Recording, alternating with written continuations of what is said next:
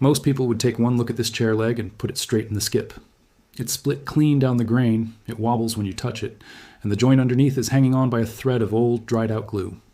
But this chair isn't going anywhere, because what I'm about to show you costs less than a cup of coffee, takes about 20 minutes of actual work, and will outlast the rest of the chair.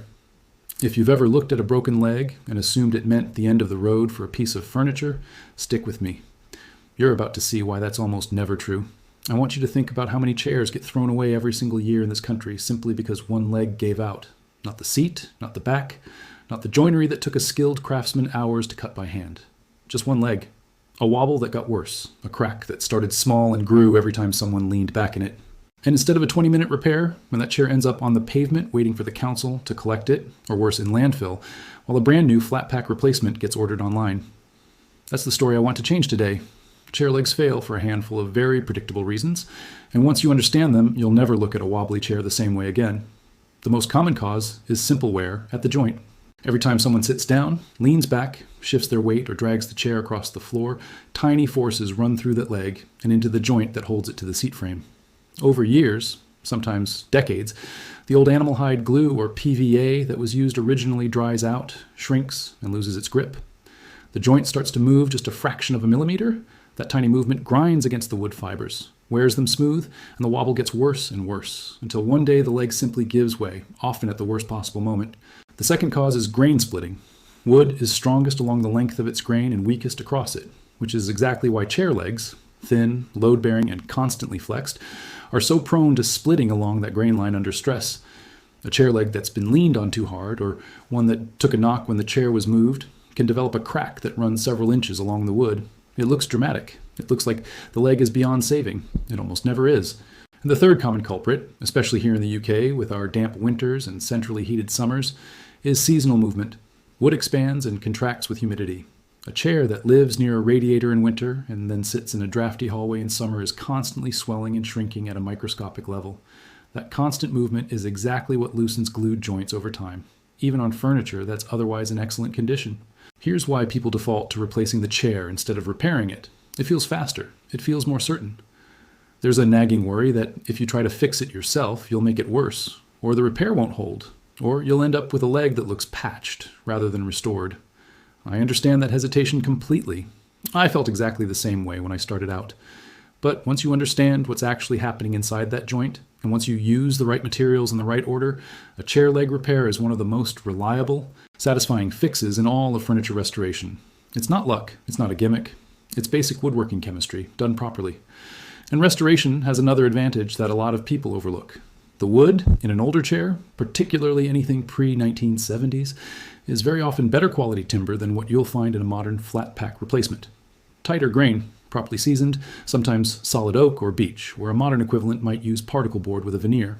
When you restore instead of replace, you're not just saving money, you're keeping a genuinely better piece of furniture in use. So before we touch a single tool, we need to actually understand what we're dealing with. Inspection is the step everybody wants to skip, and it's the step that separates a repair that lasts 5 years from one that lasts 50. Start by picking the chair up carefully and turning it upside down. This is the single most useful position for inspecting any chair because it exposes every joint, every stretcher, every place where two pieces of wood meet. Look first for cracks. A crack running with the grain along the length of the leg is usually a stress crack from load or impact. A crack running across the grain is more serious because it's cutting straight through the wood's strongest fibers, and it will need a more robust repair, sometimes involving a dowel or a wooden peg for reinforcement.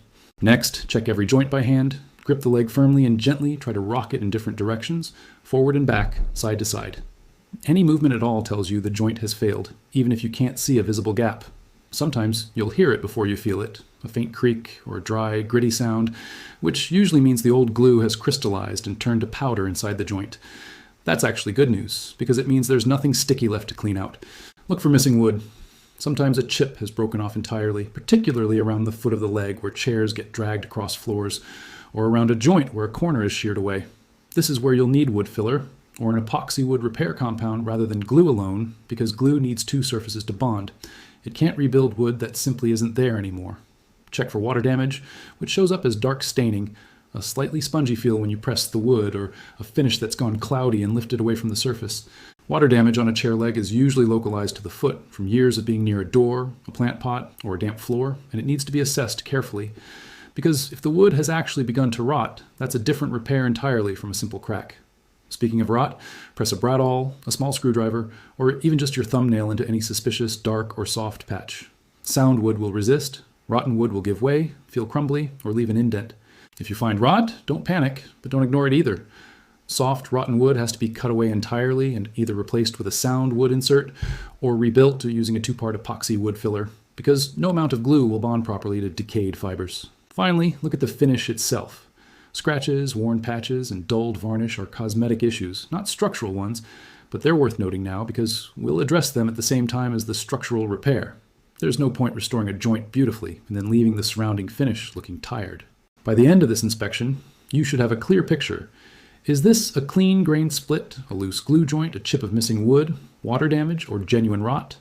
9 times out of 10, on a chair leg, specifically, you're dealing with either a grain crack or a loose joint, and both of those are exactly the kind of repair we're about to walk through, the one that costs next to nothing and holds for good. Let's get into the actual restoration process, step by step, so you can follow along on your own chair at home. The first step, always, is cleaning. Before you glue anything, before you sand anything, the surface needs to be free of dust, grease, old wax, and grime. Use a soft cloth slightly dampened with warm water and a small amount of mild soap. Wipe down the whole leg and let it dry fully. This matters more than people expect. Any oil or wax residue left on the wood will stop glue from bonding properly, and it's one of the most common reasons a repair fails within the first few months. Next, if there's an old finish, varnish, paint, or a heavy buildup of wax around the damaged area, that needs to come off before you can repair the wood underneath. For a small, localized repair like a chair leg, you don't need to strip the entire chair. A piece of fine sandpaper around 120 grit worked gently over just the damaged section will expose bare wood without disturbing the finish elsewhere. If there's old paint you need to remove more aggressively, a chemical stripper applied with a brush and left for the manufacturer's recommended time will lift it without you having to scrape hard against the grain, which risks gouging the wood. Now we get to the heart of the job, the actual crack or split. This is where that $2 fix comes in, and I promise you, it's not an exaggeration. For a clean grain split, the tool of choice is a good quality wood glue, specifically a PVA wood glue formulated for structural joints, sometimes labeled as professional or wood adhesive, rather than the general purpose craft glue you'd use for paper. A small bottle costs around $2 to $4 in most hardware shops, and for a single chair leg repair, you'll use only a fraction of it. Here's the technique that makes all the difference. Don't just squeeze glue onto the surface of the crack. That only bonds the outer edges and leaves the interior of the split dry, which is exactly why so many amateur repairs fail. Instead, gently work the crack open, just a millimeter or two, using your hands or a thin flathead screwdriver as a lever, enough to get the tip of the glue bottle or a thin spreader inside. Work the glue right into the depth of the split, then flex the leg gently to help the glue travel further in, coating both internal surfaces fully. You want to see a thin bead of glue squeeze out along the entire length of the crack when you press it closed. That's your sign the inside is properly coated, not just the surface. Once the glue is worked in, clamp the leg. This step is non-negotiable. Glue needs sustained, even pressure, to form a strong bond, and simply holding it by hand for a few seconds will not do the job. A small G-clamp, or even something as simple as a strip of tape wound tightly around the leg if you don't own a clamp, will apply that pressure. Wipe away the excess glue that squeezes out with a damp cloth before it dries. Dried glue on the surface will block stain and finish from soaking in evenly later, leaving a pale patch that's very noticeable. Leave the clamp in place for a minimum of 1 hour for initial grab, though I always recommend leaving it overnight if the chair can be spared, because full cure strength on most wood glues takes 24 hours. If you're dealing with a loose joint rather than a clean crack, the leg wobbles but there's no visible split. The process is slightly different but just as simple. First, you need to separate the joint if at all possible. Often a firm, gentle wiggle combined with light taps from a rubber mallet will free it, especially if the old glue has already turned brittle. Once separated, scrape away every trace of the old glue from both surfaces using a small chisel, a wire brush, or coarse sandpaper. This is essential because fresh glue will not bond well over old, failed glue. Old hide glue in particular can be softened with a little warm water and vinegar if it's stubborn. With both surfaces clean and bare, apply fresh wood glue to both the leg's tenon or dowel and the socket it fits into. Reassemble the joint fully and clamp it tightly, checking that the chair sits square and level before the glue sets.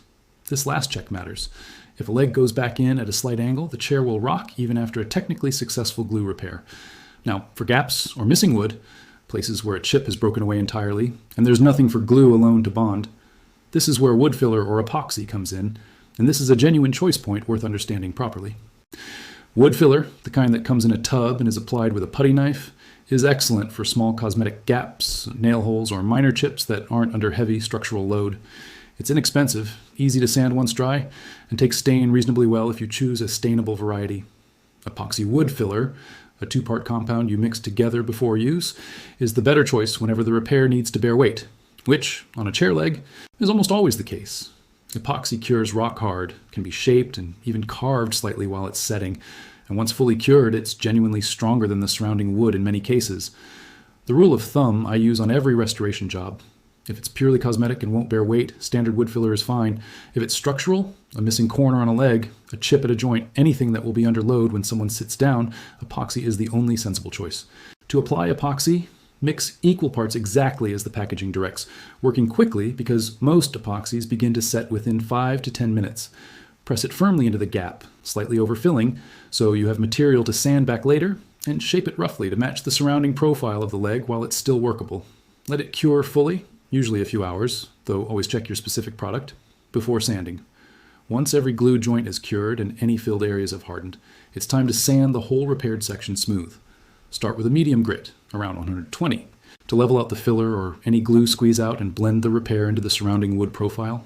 Then move to 180 grit to remove the scratches left by the coarser paper, and finish with 220 grit for a smooth, ready-to-finish surface. Always sand in the direction of the grain, never across it, and always wipe away dust between grits with a slightly damp cloth or a tack cloth, because leftover dust will show up as tiny bumps under your finish. If the repaired area needs staining to match the rest of the chair, apply it now before any sealer. Test the stain on an offcut or hidden area first. The underside of the seat is perfect for this, because how a stain looks on a sample piece of pine can differ enormously from how it looks on your actual chair, especially if the wood species or age is different. Apply with a clean cloth or brush working with the grain, and wipe away excess after a few minutes rather than leaving it to pool, which causes blotching.